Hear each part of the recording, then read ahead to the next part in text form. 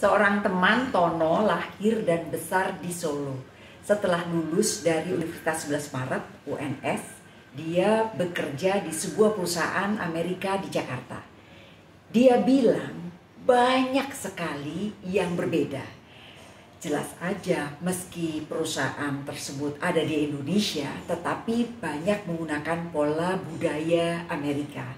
Salah satu yang menarik baginya adalah cara menatap.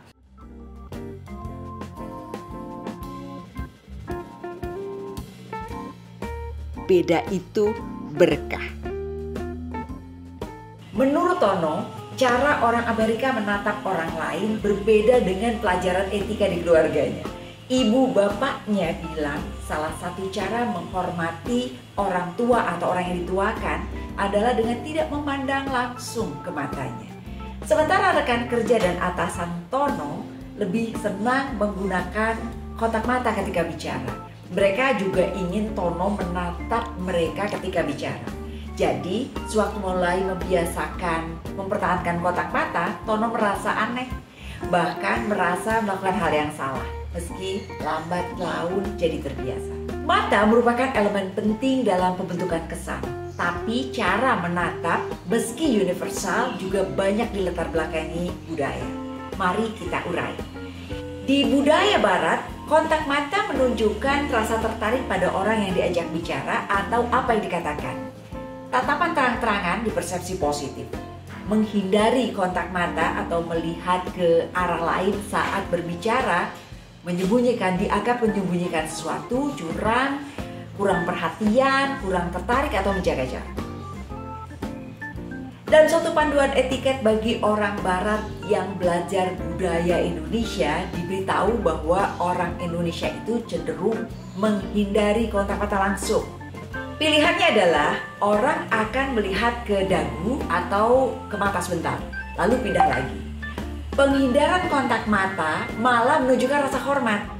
Mereka juga diingatkan untuk tidak langsung berpikiran bahwa dengan sedikitnya kontak mata bukan berarti orang Indonesia itu tidak suka atau kurang berminat kepada mereka. Nah, dalam panduan itu juga diingatkan bahwa sedikit kontak mata pada orang Indonesia adalah fenomena umum.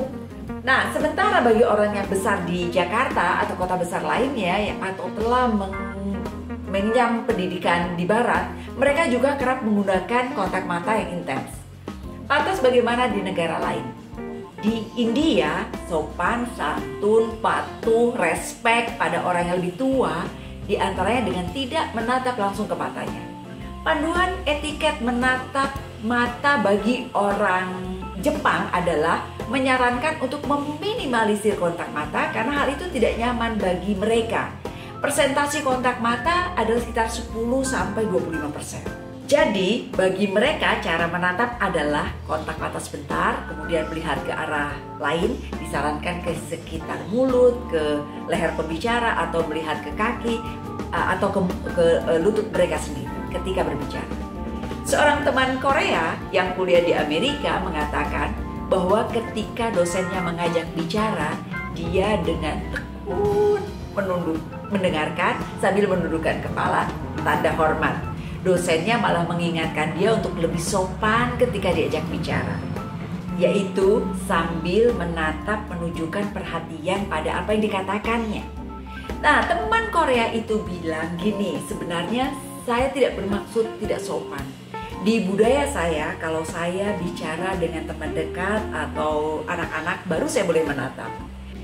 Jadi jika orang barat atau mungkin juga kita sendiri bilang orang Jepang atau orang Korea itu pemalu, coba bayangkan, masa sih suatu kelompok besar orang Jepang, orang Korea yang jumlahnya jutaan, semuanya pemalu. Nah, barangkali yang terjadi adalah persepsi bahwa mereka pemalu menggunakan tolak ukur budaya barat. Kita tahu di budaya barat menatap langsung sebagai tanda percaya diri atau kontak mata yang sedikit dianggap takut atau malu. Seorang kaisar Tiongkok mengatakan, warga dunia picik dan bodoh. Mereka menganggap apa yang mirip dengan mereka adalah benar dan apa yang berbeda dengan mereka adalah salah. Mereka tidak menyadari bahwa bentuk-bentuk kemanusiaan itu tidak seragam, bahwa tidak mungkin memaksa orang menjadi berbeda dan juga tidak mungkin untuk memaksa mereka menjadi serupa. Terima kasih. Beda itu berkah.